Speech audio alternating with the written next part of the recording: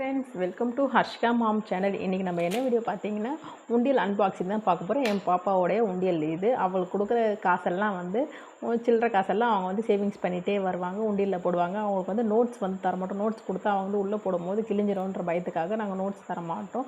இந்த மாதிரி தான் கொடுப்போம். கொடுத்தீங்கன்னா இது ஓப்பன் டைப் உண்டியல்.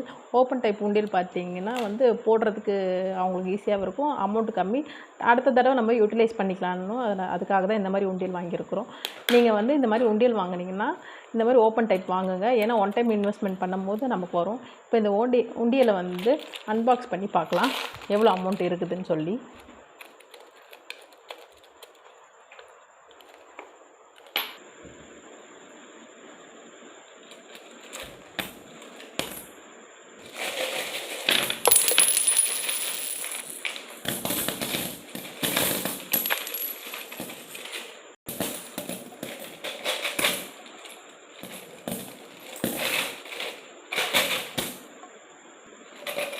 ஃபுல்லாக ஓப்பன் பண்ணி முடிச்சாச்சு.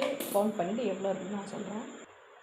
இப்போ நம்ம உண்டியலில் போட்ட அமௌண்ட் எல்லாத்தையுமே எடுத்து கவுண்ட் பண்ணி எடுத்து வச்சாச்சு. இப்போ பார்த்தீங்கன்னா 10 ருபீஸ் வந்து 11 வச்சுருக்குது காயின்ஸு, 20 ருபீஸ் காயின்ஸ் வந்து 2 இருக்குது, 1 ருபி காயின் 76, 5 ருபி காயின் வந்து 7, 2 ருபி காயின் வந்து 143. அப்போ டோட்டலாக பார்த்தீங்கன்னா 547 ருபீஸ் வருது.